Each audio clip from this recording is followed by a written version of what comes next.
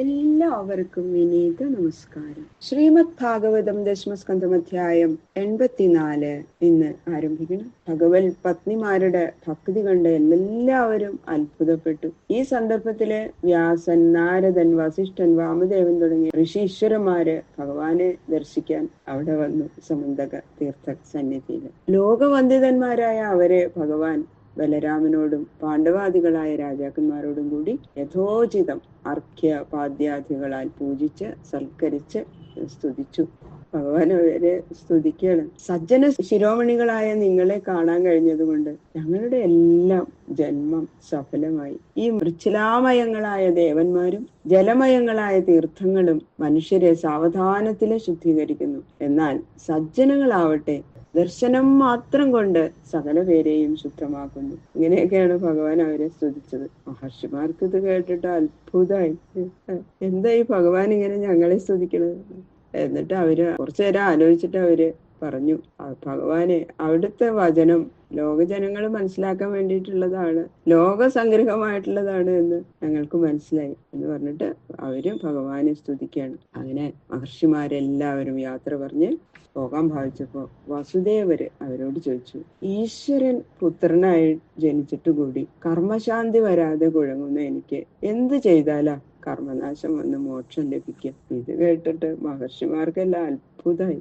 അത് ഭഗവാന്റെ സങ്കല്പം തന്നെയായിരിക്കും എന്ന് വിചാരിച്ചിട്ട് അവര് നാരദ മഹർഷി ഇങ്ങനെ പറഞ്ഞു, മുറ്റത്തെ മുല്ലയ്ക്ക് മണം തോന്നാത്തതുപോലെ ഭഗവാനായിട്ട് അധികം അടുപ്പം സിദ്ധിച്ച വസുദേവൻ വെറും പുത്രനായിട്ട് അദ്ദേഹത്തെ കാണുന്നു.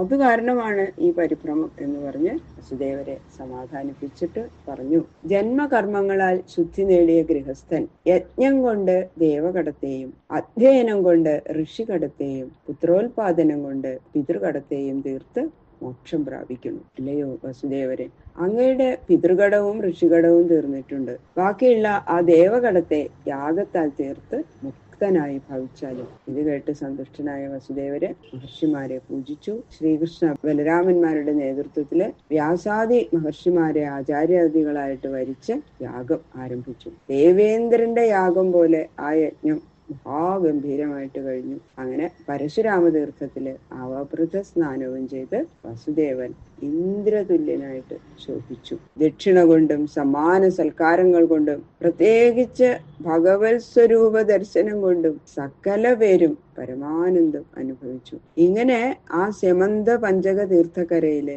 കഥാശ്രവണം, യാഗം എന്നിവയാൽ സർവേന്ദ്രിയങ്ങളും ഈശ്വരപരമാക്കിക്കൊണ്ടും പരമാനന്ദം അനുഭവിച്ചുകൊണ്ടും വർഷാരംഭം വരെ എല്ലാവരും അവിടെ താമസിച്ചു. വിദർഭന്മാര്, കോസലന്മാര്, കൗരവന്മാര്, പാണ്ഡവന്മാര് തുടങ്ങിയ രാജാക്കന്മാരെല്ലാവരും വ്യാസ പരാശരാദി മഹർഷിമാരും ഇതെല്ലാം കഴിഞ്ഞ് അതാത് ദിക്കിലേക്ക് മടങ്ങി. നന്ദാദി ഗോപന്മാരും ഗോപികളും ഭഗവാനെ കണ്ട് മതി വരാതെ മനസ്സോടെ മധുരയ്ക്ക് മടങ്ങി. ബന്ധുക്കളെ എല്ലാം സൽക്കരിച്ച് യാത്രയാക്കിയ ശേഷം യാദവന്മാരോടുകൂടി ഭഗവാനും ദ്വാരകയിലേക്ക് മടങ്ങിപ്പോയി. അതാണ് ഈ അധ്യായത്തിൽ പറയുന്നത്. ഓം നമോ ഭഗവതേ വാസുദേവായ. അഥ ശ്രീമദ്ഭാഗവത ദശമസ്കന്ധ ചതുരശീതിതമോധ്യായ. ശുക്ലാംബരധരം വിഷ്ണു ശശിവർണം ചതുർഭുജം പ്രസന്നവദനം ധ്യായേത് സർവവിഘ്നോപശാന്തയേ. ശാന്താകാരം ഭുജഗശയനം പദ്മനാഭം സുരേശം വിശ്വാധാരം ഗഗനസദൃശം മേഘവർണം ശുഭാംഗം ലക്ഷ്മീകാന്തം കമലനയനം യോഗിഹൃദ്ധ്യാനഗമ്യം വന്ദേ വിഷ്ണു ഭവഭയഹരം സർവലോകൈകനാഥം ശ്രീഗുരുവായൂരപ്പാ ശരണം. കഥാമയം ഭാഗവതാഭിധാനം ഹരേ തനും ദേ ചരിതൈ ത്വദീയൈ യഥാമതി ത്വൽപരിതോഷകാമസ്തൗമി പ്രസീദാച്യുത മാരുതേശ. ഗംഗണപതയേ നമഃ. സംസരസ്വത്യേ നമഃ. ഗുരുഭ്യോ നമഃ. ഓം നമോ ഭഗവതേ വാസുദേവായ. ഓം നമോ ഭഗവതേ വാസുദേവായ. ഓം നമോ ഭഗവതേ വാസുദേവായ.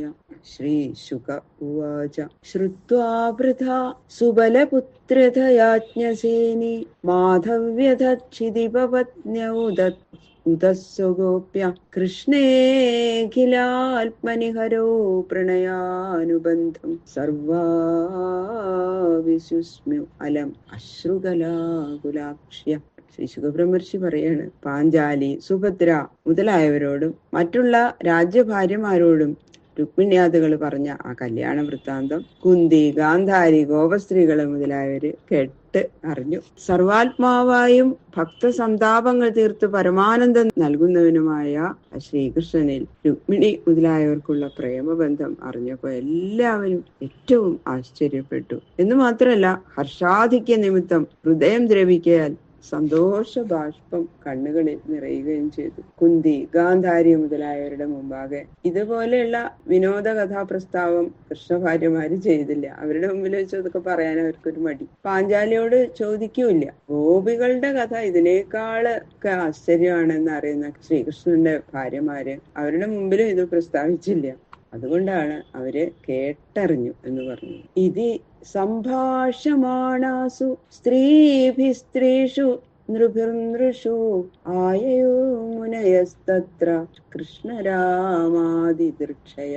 ഇങ്ങനെ സ്ത്രീകളോടും പുരുഷന്മാരോടും ഓരോ വിനോദ വർത്തമാനങ്ങൾ പറഞ്ഞ് രസിച്ചുകൊണ്ടിരിക്കുമ്പോ ഭഗവാനെയും ബലരാമനെയും കാണാൻ ആഗ്രഹത്തോടെ കുറച്ച് മുനിമാര് അവിടെ വന്നു. ആരൊക്കെ വന്നെന്ന് പറയാണ്. ദ്വൈപായനോ നാരദശ്ച ചെവനോ ദേവലോസിത വിശ്വാമിത്ര ശതാനന്ദോ ഭരദ്വാജോധ ഗൗതമ രാമ സശിഷ്യോ ഭഗവാൻ വസിഷ്ഠോ ഗാലവോ ഭൃഗു പുലസ്ത്യ കശ്യപോത്രിശ്ച മാർക്കണ്ഡേയോ ബൃഹസ്പതി ദിതസ്ത്രിതശ്ചൈകതശ്ച ബ്രഹ്മപുത്രാസ്തഥാംഗിരാः അഗസ്ത്യോ യാജ്ഞവൽക്യശ്ച വാമദേവാദയോ പരേ.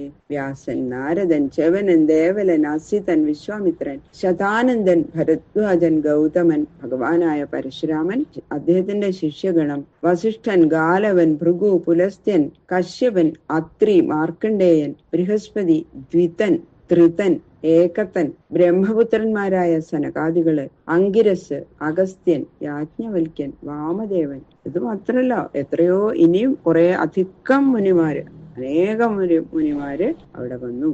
താൻ ദൃഷ്ട്വാ സഹസോത്ഥായ പ്രാഗാസീനാ നൃപാദയ പാണ്ഡവാ കൃഷ്ണരാമൗച പ്രണേമു വിശ്വവന്ദിതാൻ.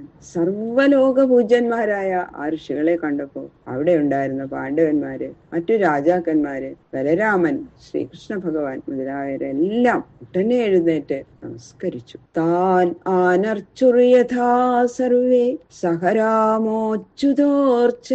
സ്വാഗതാസന പാദാർഘ്യമാല്യധൂപാനുലേപനൈ. സാധാരണ ലൗകികന്മാരെന്ന പോലെ ശ്രീകൃഷ്ണനും ബലരാമനോടുകൂടി ചേർന്ന് ആ ഋഷീശ്വരന്മാരെ സ്വാഗതം ചെയ്യുക, ഇരിപ്പിടം നൽകുക, പാദ്യാദികൾ സമർപ്പിക്കുക, പൂമാല ചാർത്തി അലങ്കരിക്കുക, ചന്ദനം തേച്ചു കൊടുക്കുക, ഇങ്ങനെയുള്ള സൽക്കാരങ്ങള് ഒക്കെ ഭഗവാനും ബലരാമനും സാധാരണ ജനങ്ങളെ പോലെ തന്നെ അവരും പൂജിച്ചു, അവരെ സൽക്കരിച്ചു എന്നാ പറയുന്നത്. ഉവാച സുഖമാസീനാൻ ഭഗവാൻ ധർമ്മഗുപ്തനു സദസസ്തസ്യ മഹതോ യദവാചോനു ശൃണ്വത. സൽക്കാരമൊക്കെ സ്വീകരിച്ച് സുഖമായിരിക്കുന്ന അവരോട് സനാതന ധർമ്മത്തെ പരിപാലിക്കാനായി ശരീരം സ്വീകരിച്ചിരിക്കുന്ന ഭഗവാൻ ശ്രീകൃഷ്ണൻ മഹത്തായ ആ സദസ് നിശബ്ദമായി കേട്ടുകൊണ്ടിരിക്കെ ഇങ്ങനെ പറഞ്ഞു. ബാക്കിയുള്ള ശ്ലോകങ്ങള് നാളെ നോക്കാം. സർവത്ര ഗോവിന്ദ നാമ സങ്കീർത്തനം. ഗോവിന്ദ ഗോവിന്ദ.